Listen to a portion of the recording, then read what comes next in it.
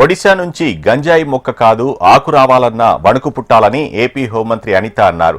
శ్రీకాకుళం జిల్లా ఇచ్చాపురంలో డ్రగ్స్ వద్దు బ్రో కార్యక్రమానికి హాజరైన అనిత రాష్ట్రం నుంచి డ్రగ్స్ ను తరిమికొట్టడానికి ఈగల్ అనే ప్రత్యేకమైన డిపార్ట్మెంట్ ను ఏర్పాటు చేశామన్నారు.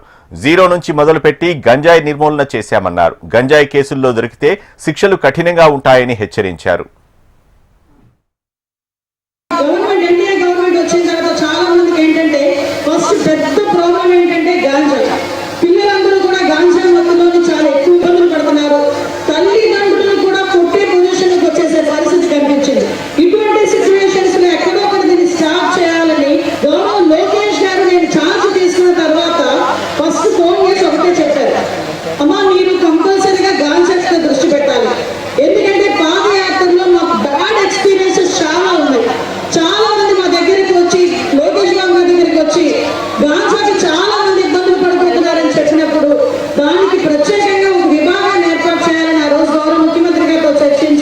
ఒక ఐటీ స్థాయి వ్యక్తిని మా వాక్య రవికృష్ణ గారిని